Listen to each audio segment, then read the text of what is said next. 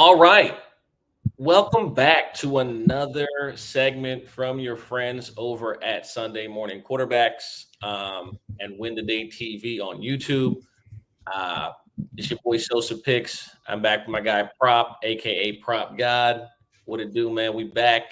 The NFL Formerly season, known as, right? I, formerly known I as, dropped the right? God off. Right. Well, you found God. That's why you got rid of it. Right. Anyway, with that being said, we're at the halfway point of the NFL season, and I think everyone's wanting a little bit more volume from gambling and pushing it a little bit heavier. If you guys don't already know, Sunday Morning Quarterbacks to follow on Sunday with me, Spin Doc, and DMAC. This is just a little more centralized on just betting and focusing on some things that we've seen throughout the first half of the season that can really catapult your bankroll to another level. Just going to cover three games that we know is going to get a lot of public action and a lot of just people who are casual bettors thinking over, thinking under, and just ready to pour a bunch of money into betting these games this week. It is a relatively good slate. These games are actually much better Much than better maybe than last week. last 2 weeks too, right? The last couple of weeks, Yeah.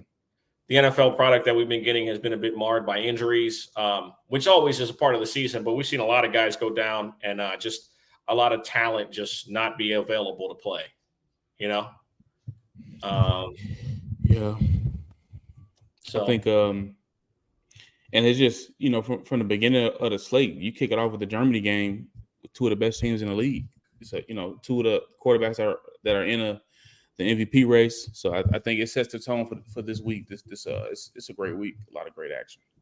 absolutely, and like you said, we're gonna kick things off straight to the Germany game. We got the Kansas City Chiefs taking on the Miami Dolphins. Both teams at 6-2. Both teams with prolific offenses. Well, at least historically, right? We got the reigning champion and MVP in Patrick Mahomes.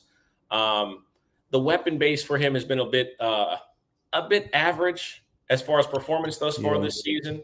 And on the other side, we have a Tua Tagovailoa led offense with Tyreek Hill, Jalen Waddle, Raheem Mostert, 10 rushing touchdowns at the halfway point. Who And saw that that coming? and that's with A-Chain not far behind him. A-Chain was equally as explosive, obviously, in the offense. He's been down for the last few weeks. I believe he's on IR right now. They're looking to bring him back, obviously, before the end of the season. Mostert's looked amazing.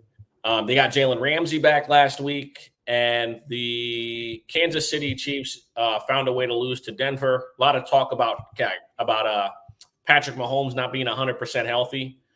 We all were expecting the Michael Jordan flu game. Turns out he was Right. just right. It just was the flu game. It wasn't the Michael Jordan flu game. Yeah, he had the flu. Just And the flu. It got the best of him. Yeah.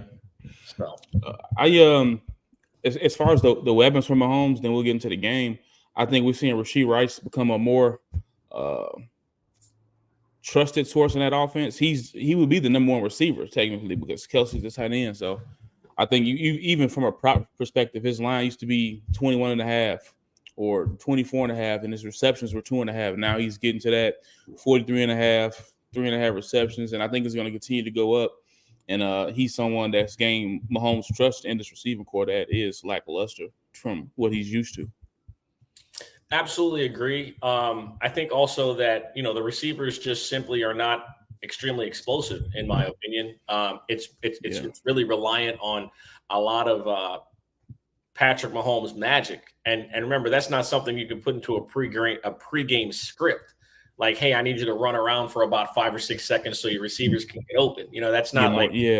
And don't get it twisted. It looks like that at times when you watch him play, right? Like this is designed. It's designed for him to just do this, and then this guy's. But it's really. But it's not.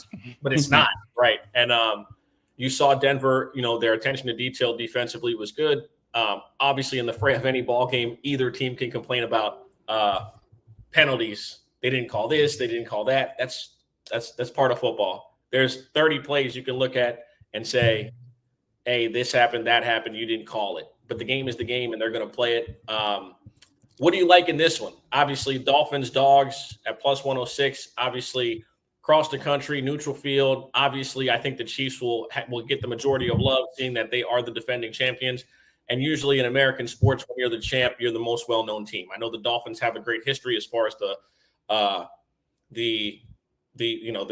franchise winning back in the day, but I think if we're talking modern times, I think the Chiefs have a relatively a biased crowd on their side. What are you thinking? Just as far as a look on a winner? Just generally, any thoughts in the game, and then we'll get into some angles.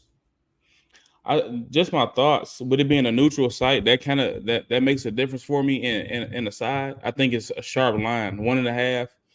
You can see it at 2, at certain books too, but the FanDuel line is 1.5. And it's like when you get Mahomes at this low of a number, a 124 on a money line, it's like you want to take it. You know what I mean? But I'm just not too sure. But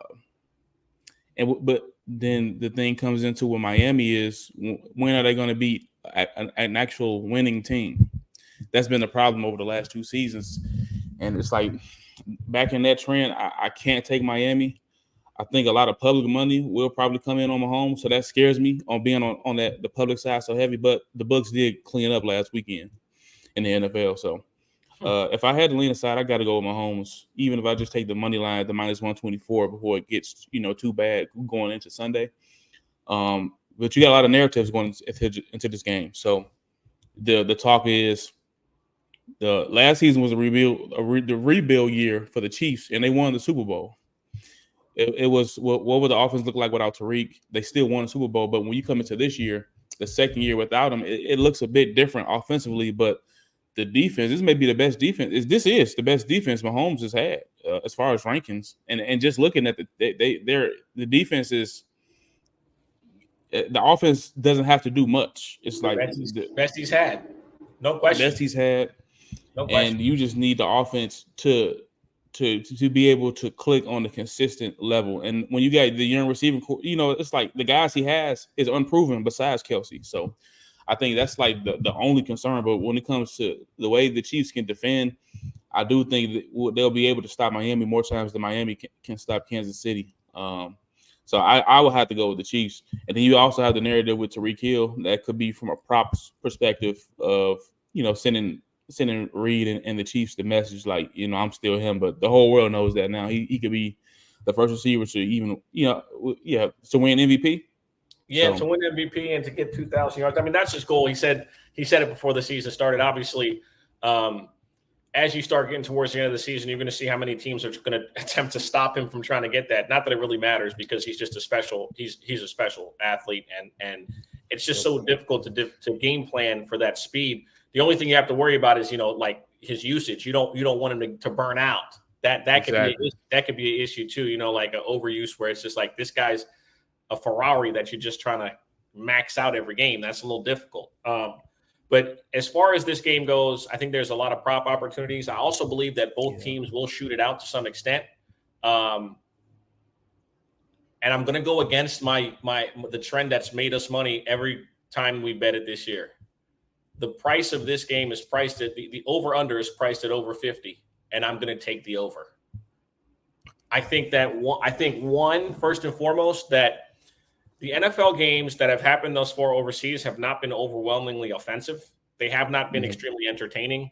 They have not been the product that the NFL wants. I think the NFL gets an opportunity here to showcase 2 offenses that are prolific, 2 play callers that know what they're doing, and simply a game that you can sell to the NFL. You got 2 of the best teams. I think you see an old-fashioned shootout. 2 teams. I think both teams played this game into the 30s. I expect a lot of offense. I don't believe, outside of maybe weather being a situation, I think both teams will find ways to game plan defense against these defenses. And I just think it's going to be offensive. I think 50.5 is cool. Obviously, like I said, I bet every under this season when the price was over 50 for the Kansas City Chiefs, and it's 3-0. It's 3-0 to the under. So we're going in the complete opposite direction of something that we've won money off of already. Usually you stick with the trend, right? If it's winning you money, you're going to keep doing it. It's over 50 this time, and I think it does go over 50.5. I also believe that this is when Jerick McKinnon's season begins. Later in the year, too. Remember, you got to manage him, man. He's had some bad knees. As a 49er fan, I'm fully aware of that. We signed him, gave him some money. Didn't work out because he couldn't stay healthy. I think this is a situation where he's gonna get playing time. Give me Jerick McKinnon over 2.5 receptions right now with plus 125. And give me an anytime touchdown for McKinnon as well. I think his role only grows as the season goes on. They obviously made no moves on the offense, so this is what they're going with. Yeah, they're comfortable with it. So, and I'm taking a small ticket on Patrick Mahomes at plus 500 for an anytime touchdown. And Jerick McKinnon, he's been using his legs consistently this season. Absolutely. And Jerick McKinnon, anytime touchdown at plus 270. Those are my looks. I like the over full game. I like Jerick McKinnon plus 270. And I like Patrick Mahomes plus 500 for an anytime touchdown. I think that both hold extreme value. I couldn't talk anybody off of the usual suspects. Travis, Tyreek, Raheem Mostert. How could I tell you not to bet on them? Or even, Jalen Waddle, Pacheco, any of those guys, I couldn't fault you. Like I said, I do believe we get offense in this one. Any more looks you like for the people? Yeah, and I also think this could come down to whoever has the ball last will win this game. And I do like the shootout angle. I can see that as well. A lot of props you could go with. I parlayed Rashee Rice and Jalen Waddle to get 4 receptions each. That's sitting at plus 110 on FanDuel. When you look at Rashee Rice, I already spoke on him to open up the show. He's had at least 5 targets in 6 straight weeks, and he's had at least 4 receptions in 5 of those 6 games. Jalen Waddle is just a machine when it comes to 4 receptions. I do think the Chiefs will probably pay a lot of attention to Tariq, and then you got a deadly second option like Waddle. There's plenty of opportunity. Just even if you give him the ball and the yards after the catch, it's just the receptions is what I love playing with Waddle. Waddle has had over the last 3 weeks, he's had at least 9 receptions in 3 of the last 4 games. And as far as getting 4, he's got 4 receptions in 1, 2, 3, 4, 5, 6, 7, 8 of the last 9 games. So, that's dating back to last season. 4 receptions in every game this season, though. So, a model of consistency there. Yes, sir. Yes, sir. Yes, sir. Again, we took a little bit long on this one, but it's obviously it makes sense. These are 2 of the best teams in the NFL. They're not playing in America, so everybody in the world gets to wake up and see 2 of the premier offenses that the NFL has to offer, which is what they want to sell you. Don't be fooled. Lots of points. Third quarter over. Bet it now. Bet the third quarter over now. It's Friday evening. Scripted drives. If it's 10.5 or something. It's Friday evening. You're probably thinking to yourself, what should I bet? What's a good bet? Social's here to tell you right now, the third quarter over. Bet it now. Bet it now. You got 2 of the best offensive minds in the sport. Live update. Third quarter over. It's sitting at 10.5 plus 118 on FanDuel. You're gonna get plus 118. Gonna get 2 touchdowns minimum. Promise you. Friday night, Sunday morning, catch us. You already know what it is. Listen, we are going to get straight to the next game, a game that nobody wants to talk about, but we're going to talk about it because there's been a level of dysfunction in this organization for forever. And we can actually say that for both these teams. Just kidding. The Giants won those 2 lucky titles in the last 20 years, and we don't care about them sucking ass for the rest of it. With that being said, the Giants taking on the Raiders. Darren Waller not playing against his former team. Man, I wanted that revenge game. Former team. That's probably why he's not on the team anymore. Can't stay healthy. He just can't get right. He can't get right. He can't get right. And I wanted that the revenge spot for him, bro. But it is what it is. I think Daniel Jones should be back this week too, right? It looks like. Does that really matter? Is that good or bad? I mean, who knows, man? He's so ass. He's ass. Get paid all that money too. A lot of people put the Pooh Shiesty on in the NFL this year. It's, what? He put the Pooh Shiesty on and robbed them with a Bible. He didn't even need a gun. Oh my God! What? Man, Just my thoughts on this one before we get into like the props. As far as a side, I kind of like the Raiders. I think it's a good time to back them off of just another ugly loss against the Lions in prime time. Did you hack my phone, dog? You got that too? You We think alike. I like a lot, so I think that's why we're friends. Yeah, bro. It's the same shit that I'm not gonna take all. This the same shit that happened 2 years ago. They just fired a motherfucker that nobody liked. It's time to go on a run. No, you see Devontae in the locker room hooping, and everybody's just everybody's smiling and enjoying themselves. I don't think I've seen that entire roster crack a smile since McDaniel's been there, bro. Ever. You maybe Hunter Renfrow, an 1,000-yard receiver, could finally appear in the offense. I mean, the Raiders' offense is talented. That will never be the problem. It's just the play calling. He's supposed to be an offensive genius. I didn't see it the entire time in Vegas. So offensive dumbass. Right. Maybe he'll go back to New England in some form of fashion. Go ahead. Go back there. You already know what it's hitting for. That way, listen, here, let me explain why. I'm glad you brought that up. You know why McDaniels will be able to go back to New England? New England? Because he's like one of 3 coaches that have been worse than the fucking Patriots this year.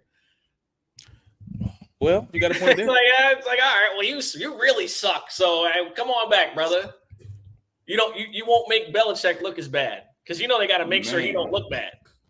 Because he's looking real bad. I think he's 82 and 96 or something like that without Brady. What's the record without Brady's?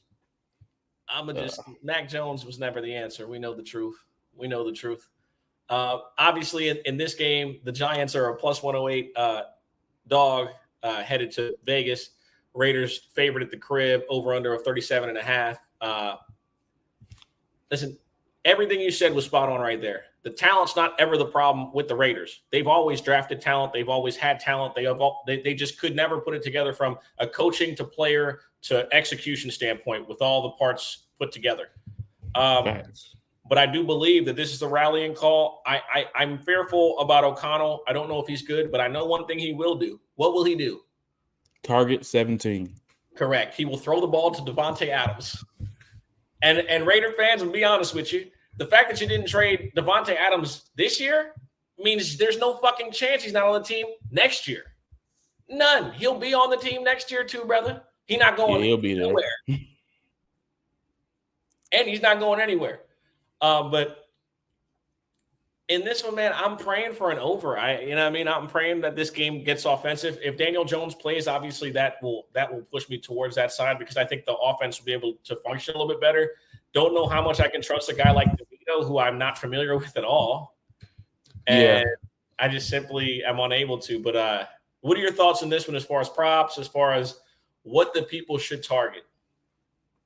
I think the people should target Davante Adams. It's kind of like I treat sports betting really, bro, like the stock markets. You want to buy low. And I think Davante's stock is low, whether it comes to DFS or just his props. Coming off another ugly game with Jimmy G. How many yards did he leave on the field with the 2 overthrows and out of bounds pass? I think like 128 yards and 2 touchdowns. And there were dickheads on the internet talking about he dropped the pass. Bro, his mind is already out the game, bro. But you know how that goes. I'm not even gonna get myself frustrated, bro. It's if you're in that moment, and then he finally gets the ball, and it still wasn't a perfect throw either. It's a catchable ball. He dropped it, yeah, but I'm not sweating Adams on that one at all. So this is the thing. The 6.5 receptions, he's only covered 4 times this year, right? 2 of those times were with O'Connell playing quarterback. I'm gonna break it down real quick. and think about it. Against the Bears, O'Connell came in, I believe, in the 4th quarter or something like that, and was instantly targeting them. And against the Chargers, Adams had 8 receptions. So I think, and that's the game that O'Connell started. I think he'll continue to target Adams, and we can see the Raiders' offense open up. I do like the overlook, especially if Daniel Jones plays, because he has the ability. He'll be able to run on the Raiders' offense And then Saquon should be in store for a pretty big game as well. So, and I don't know how much he would want to run though with a fucked up neck, but that's just my thoughts. And yeah, that's true. That's just me. I didn't want to talk about him throwing the ball. So. Well, we already know he's ass. So again, I just hope he's healthy and can stay healthy the rest of the season. I'm not gonna say anything about Daniel Jones. People already know how I feel about him. I think he sucks, and I think he's a fucking thief, and I think that he should have never been drafted as high as he was drafted, and he's trash. But it is what it is. The Giants picked him, and he's their loser, and they got to stand by him. In regards, as far as an official look though, so I would go with Devontae over 70.5 receiving yards. That's on FanDuel at -114. I really like Saquon over 75.5 rushing yards, -120 on DK. The Raiders giving up the fourth most rushing touchdowns this season and the second most rushing yards per game. So you couldn't go wrong with it. I think it's a Adams and Barkley show. I think it's a game where the stars will be stars. Yeah. Listen, I'm on Josh Jacobs over 15.5 yards longest carry. Longest rush. They traded away Leonard Williams. Teams have been able to run relatively well against this team. They've been able to perform well against this defense. This defense has been absolutely trash. They've not been good. It does not help the offense. They just traded away their best run-stuffing defensive tackle. Josh Jacobs came alive against Detroit. I wish they could have gave him the ball. I wish they could have gave him the ball a little bit more and actually incorporated some real play action stuff as he started to heat up. But Jimmy Garoppolo is a fucking bozo, so there's no way around it for that one. And then I am taking a ticket on one. You ready? Michael Mayer over 21.5 receiving yards. Man, listen, Darren Waller's not playing. Michael Mayer was supposed to be the guy to replace him. I think McDaniels was a complete bozo and did not really attempt to get this kid into the offense. I think we'll see that. I think we're going to see a much more invigorated offense. Now, we could be dead wrong, and Aiden O'Connell could fucking stink. But there's got to be some level of change as far as the attitude of this football team if you're going to clean house in the middle of the season. Exactly. And with Meyer, I've taken this prop, I want to say 3 weeks in a row, maybe. After he had the 2 breakout weeks, and he just hasn't been able to get there. But I'm not blaming him, like you said. I'm blaming the scheme. He's just not getting him involved with the offense. So I think it's time we see the Raiders' weapons. Meyer's best play the last 2 weeks was a tackle on special teams where he looked like he gave himself a concussion. And that's the only time I knew he was on the field because I bet on him. I'm looking. I'm like, what's crazy is the next offensive possession, he got his one target of the game, and he caught the ball. That was the one time he got the ball from Holmes, and the very next when they were down. So kind of pointless, but it is what it is. We're going to get on to the Sunday night game of the week. Everybody's talking about it. The Bengals versus the Bills. The Bills taking on a team that has had that got them in the playoffs last year and whooped their ass. The Bengals beat the shit out of the Bills in the playoffs. And then, obviously, in the regular season, we were unable to see the matchup due to the DeMar Hamlin situation. Very unfortunate at the time. Thank God he's recovered and healthy. Always good to see that. These two teams seem to be headed in opposite directions. I could be wrong. It looks like the Bills are a bit, they ran into a lot of injuries. The offense isn't as amazing as people have seen in the past. And the Bengals are trending up. They've gotten healthy. Jamar Chase and Joe Burrow are operating at on that high level Wi-Fi level where they know where everybody is. They know where they are, and they just know how to find each other, seamlessly. The run game got going last week against San Francisco. They thoroughly whooped our ass, by the way. They beat the shit out of us. Passing the ball, running the ball. They did whatever the fuck they wanted. They did whatever they wanted. And I'll be the first one to admit it. I was unhappy seeing it. I do respect Joe Burrow. I've always said he's an elite quarterback. He's a leader. He understands how to get he understands how to get the most out of the players around him, even though there is a lot of talent around him. But we just gotta give them credit. The Bengals came out, attention to detail, and they beat the shit out of the 49ers last week. In this one, I'm gonna let you go first. What are your thoughts? Any angles? Anything that you're thinking in regards just to matchup in general, and just maybe some props or some looks? Well, yeah, just to piggyback on what you said, these teams going in different directions. You got the Bills, 2-2 over their last 4 games, but they lost 4 straight ATS after covering the spread in each of the games to start the year after the loss to the Jets. The Bengals have won 3 straight and covered 3 straight, and I just think they're playing much better football. For a couple of weeks I was hearing personally on the timeline that the Bills were the best team in football, and that was never a fact.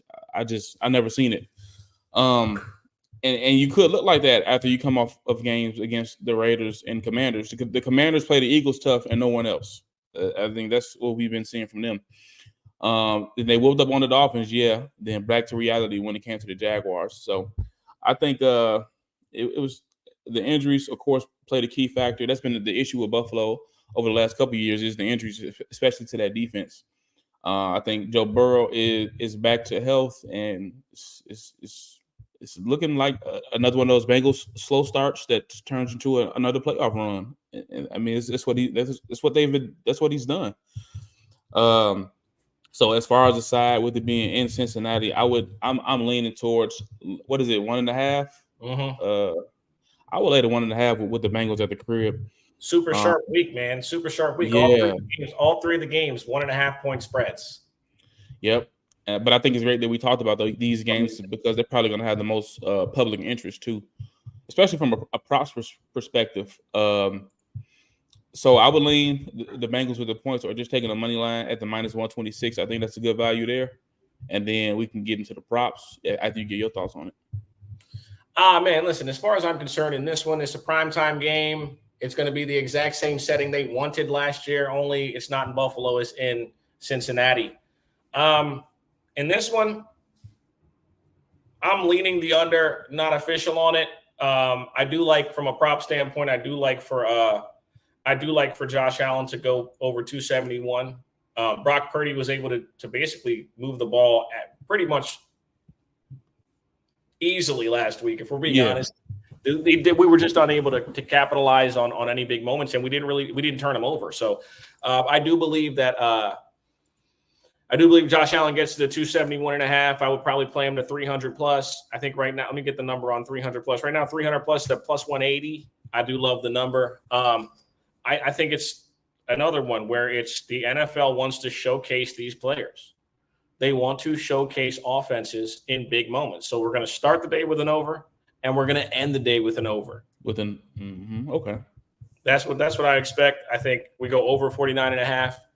Obviously, you see both the numbers are priced almost identical. Wait straight down to the money line it's like, it's 4. You know what I mean? It's almost identical between both games. So I'm going to take the over in both to start the game, end the game, and to start the day, end the day. And I think that a bunch of the games in between go under. We get a bunch of unders throughout the day, and then the first game and last game will both go over. And the prime time unders has been a thing, but I do think this is a spot, especially with the injuries to Buffalo's defense that I think that over. I think that's a good look. I'll kick it off as far as the props. I took him when we did the trenches before. What was that? The Thursday night game. I want to say the Bills and Buccaneers. Yeah, Khalil Shakir over 2.5 receptions is sitting at -114 on FanDuel. He's had 4 and 6 receptions over the last 2 weeks since they lost Dawson Knox. Can't talk you off of Kincaid either. He's having his coming out party. His receptions are juiced at 3.5, so I didn't like that there. I think his receiving yards could be in play for Kincaid, but I like Shakir over the 2.5 receptions because Allen's looking for him and he's coming through. I want to get the target numbers he's had the last 2 weeks.